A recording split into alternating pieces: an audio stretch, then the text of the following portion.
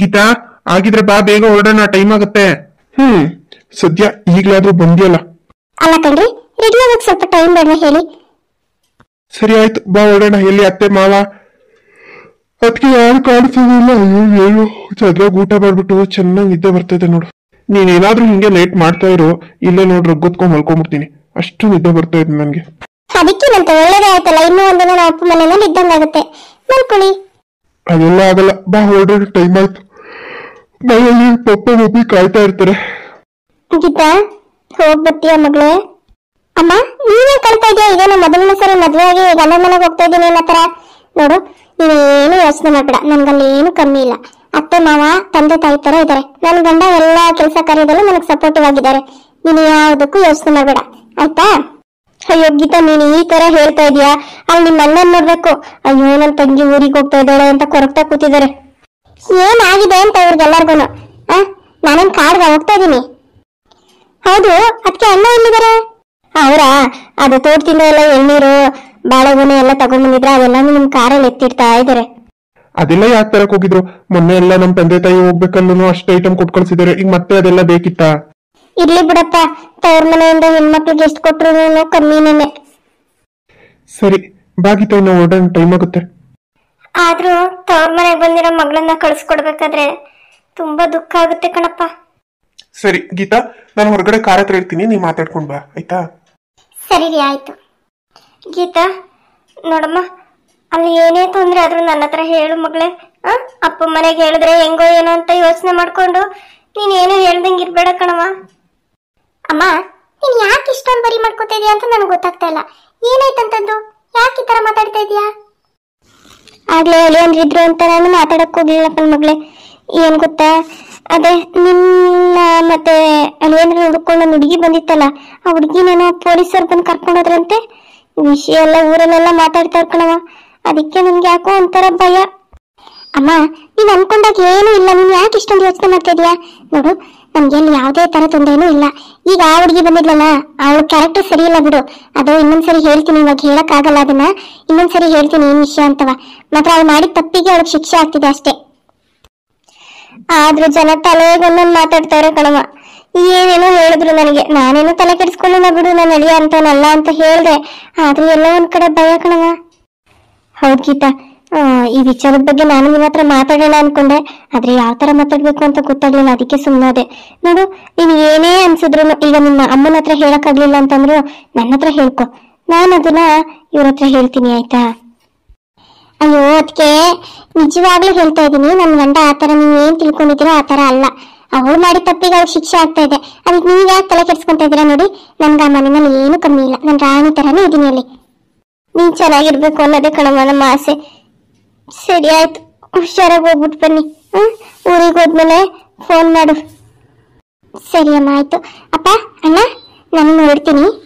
ಮಗಳೇ ಇರವ, ತಗೊಳವ, ಈ ದುಡ್ಡು ಇಟ್ಕೊ, ನಿನ್ಗೆ ಏನಕ್ಕಾದ್ರೂ ಖರ್ಚು ಬರ್ತದೆ. ಅಪ್ಪ, ನೀನ್ ಯಾಕೆ ನನ್ಗೆ ದುಡ್ಡು ಕೊಡ್ತಾ ಇದೀಯ ಅಂತ ನನಗೆ ಗೊತ್ತಾಗ್ತಾ ಇಲ್ಲ. ನೋಡು, ನನಗೆ ಏನು ಕಮ್ಮಿ ಆಗಿಲ್ಲ, ನನ್ಗೆಲ್ಲ ಜಾಸ್ತಿನೇ ಇದೆ. ಈ ದುಡ್ಡೆಲ್ಲ ನನಗೆ ಬೇಡಪ್ಪ, ಇಟ್ಕೊ, ನಿನ್ಗೆ ಏನಕ್ಕಾದ್ರೂ ಬೇಕಾಗುತ್ತೆ. ಹಂಗ ಅನ್ಬೇಡ, ತಗೋ ಮಗಳೇ. ಅಪ್ಪ ಅಮ್ಮ ಪ್ರೀತಿಯಿಂದ ಕೊಡೋ ದುಡ್ಡ ಬೇಡ ಅಂತ ಹೇಳ್ಬೇಡ ಕಣವ. ನಿನ್ನ ಹತ್ರ ಲಕ್ಷ ಕೋಟಿ ಇರ್ಬೋದು, ಆದ್ರೆ ನಾವು ಕೊಡೋ 10-50 ರೂಪಾಯಿಲೇ ನಿನ್ಗೆ ಆಶೀರ್ವಾದ ಇರ್ತದ ಕಣ್ ಮಗಳು, ಇಸ್ಕೋ. ಸರಿ ಅಮ್ಮ, ಆಯ್ತು. ಅಪ್ಪ ಕೊಡಿ. ರೀ, ನೀವು ಏನಾದ್ರೂ ಕೊಡ್ಬೇಕಿತ್ತು. ಇಲ್ಲ ಕಣೆ, ಅದ್ರಲ್ಲಿ ನಾನು ಸ್ವಲ್ಪ ಅಮೌಂಟ್ ಕೊಟ್ಟಿದ್ದೀನಿ ಅಪ್ಪನ ಹತ್ರ. ಹೌದಾ, ಸರಿ ಆಯ್ತು. ಸರಿ ಅಪ್ಪ, ನಾನಿನ್ ಬರ್ತೀನಿ, ಲೇಟ್ ಆಗ್ಬಿಡುತ್ತೆ, ಅವರು ಹೊರಗಡೆ ಕಾಯ್ತಿದ್ದಾರೆ. ಹಂಗೆ ಹೋಗ್ತಾ ಎಲ್ಲರಿಗೂ ಹೇಳ್ಬಿಟ್ಟು ಹೋಗು ಮಗಳೇ, ಅಕ್ಕಪಕ್ಕದ ಮನೆಯವ್ರಿಗೆ, ಪಾರಕ್ಕ ಅವ್ರ ಮನೆಯವ್ರಿಗೆ ಎಲ್ಲಾರ್ಗು ಹೇಳ್ಬಿಟ್ಟು ಹೋಗು. ಸರಿ ಅಮ್ಮ, ಆಯ್ತು, ಎಲ್ಲಾರ್ಗು ಹೇಳ್ಬಿಟ್ಟು ಹೋಗ್ತೀನಿ, ಆಯ್ತಾ? ಸರಿ ಮಗಳೇ.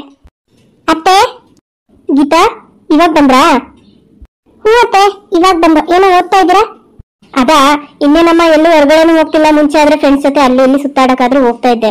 ಈಗ ಮನೇಲೇ ಇರ್ತೀನಲ್ಲ 3 ಹೊತ್ತು, ಬೇಜಾರ್ ಕಣಮ್ಮ. ಅದಕ್ಕೆ ಮಲೆಗಳಲ್ಲಿ ಮದುಮಗಳು ಅಂತ ಒಂದು ಸ್ಟೋರಿ ಇದೆಯಾ, ಆ ಸ್ಟೋರಿನ ಓದ್ತಾ ಇದ್ದೆ. ತುಂಬಾ ಇಂಟ್ರೆಸ್ಟಿಂಗ್ ಆಗಿತ್ತು, ಅದಕ್ಕೆ ಹಂಗೆ ಓದ್ತಾ ಕುತ್ಕೊಂಡಿದ್ದೆ. ಹೌದಾ, ಸರಿ ಅತ್ತೆ. ನಿಮ್ಗೆ ಕುಡಿಯೋಕೆ ಕಾಫಿ ಟೀ ಏನಾದ್ರು ಮಾಡ್ಕೊಂಡ್ರಲ್ಲ?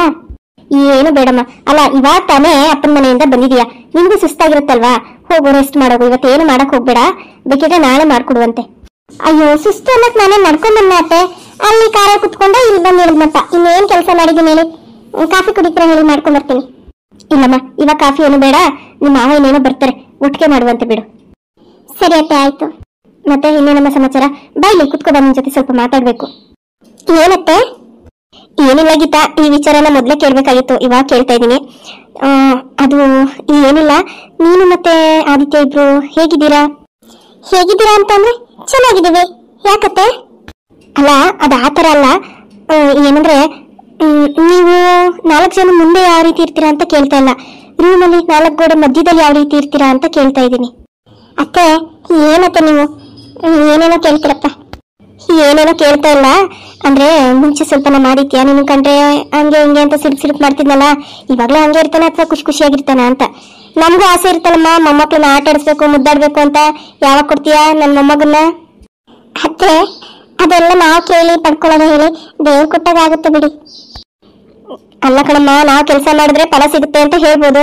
ಅದೇ ತರ ನಿಮ್ಮಿಬ್ರು ಮಧ್ಯದಲ್ಲಿ ಪ್ರೀತಿ ವಿಶ್ವಾಸ ನಂಬಿಕೆ ಇದ್ರೆ ಮಗು ಆಗುತ್ತೆ ಅಂತ ನಂಬಿಕೆ ಬರುತ್ತೆ.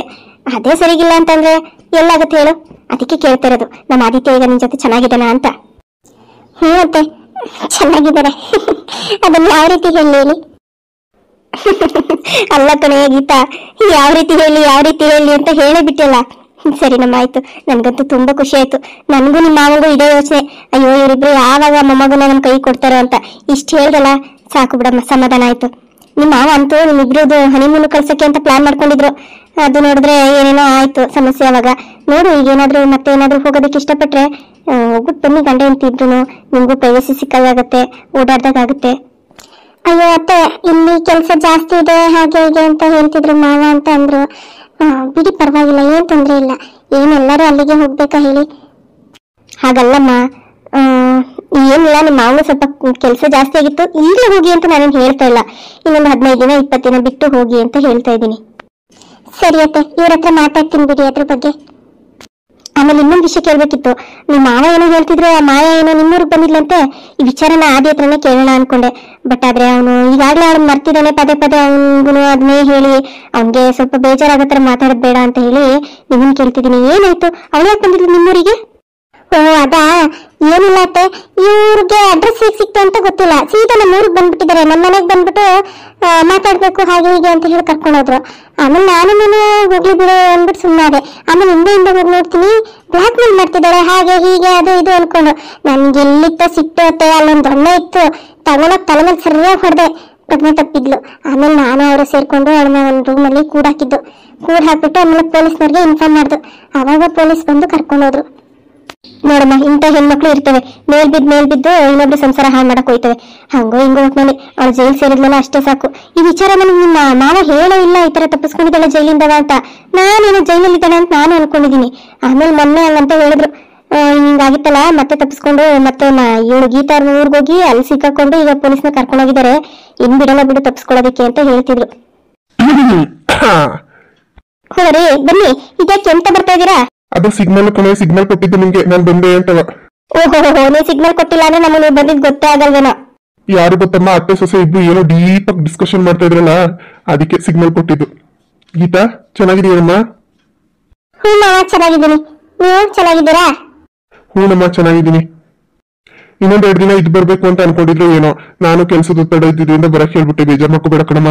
ಚೇಚೆ ಹಾಗೇನಿಲ್ಲಮ್ಮ, ಇವತ್ತೆಲ್ಲ ನಾಳೆ ಬರ್ಲೇಬೇಕಾಗಿತ್ತಲ್ವಾ, ಏನ್ ತೊಂದ್ರೆ ಇಲ್ಲ ಬಿಡಿ. ಸರಿಮಾ, ಹಾಗಿದ್ರೆ ಎಲ್ಲರಿಗೂ ಕಾಫಿ ಮಾಡ್ಕೊಂಡ್ ಬರ್ತೀನಿ. ಮೊದ್ಲು ಆ ಕೆಲಸ ಮಾಡಮ್ಮ. ನಿನ್ ಕೈ ರುಚಿ ನನ್ಗೆ ಯಾರು ಕಾಫಿ ಕೊಟ್ರು ನನ್ಗೆ ಹಿಡ್ಸೋದೇ ಇಲ್ಲ. ಅಷ್ಟು ಅದ್ಭುತವಾಗಿ ನೀನ್ ಕಾಫಿ ಮಾಡ್ತೀಯ. ನಾನು ಮೊನ್ನೆನೂ ಅದೇ ಹೇಳ್ತಿದ್ದೆ ಕೇಳು ನಿಮ್ಮ ಅತ್ತೆಗೆ. ಈಗ ಹೋಗಿ ಸ್ಟ್ರಾಂಗ್ ಆಗಿ ನನ್ಗೊಂದು ಗ್ಲಾಸ್ ಕಾಫಿ ಮಾಡ್ಕೊಂಡ್ ಬಂದ್ಬಿಡು. ಎಂತವ್ರಿ ನೀವು, ಪಾಪ ಊರಿಂದ ಸುಸ್ತಾಗಿ ಬಂದವ್ರೆ, ಕುತ್ಕೊಂಡು ರೆಸ್ಟ್ ಮಾಡಮ್ಮ ಬಿಟ್ಟು ಬರ್ತಿದ್ದೀನಿ, ನಿನ್ ಕೈಯಾರೆ ಕಾಫಿ ಮಾಡ್ಕೊಂಡ್ ಬಂದ್ಬಿಡಮ್ಮ ಅಂತ ಹೇಳ್ತಿದ್ದಾರೆ. ನನ್ಗೇನ್ ತೊಂದ್ರೆ ಇಲ್ಲ ಬಿಡಿಯತ್ತೆ, ನಾನು ಈಗ್ಲೇ ಹೋಗಿ ಎಲ್ಲಾರ್ಗು ಕಾಫಿ ಮಾಡ್ಕೊಂಡ್ ಬರ್ತೀನಿ.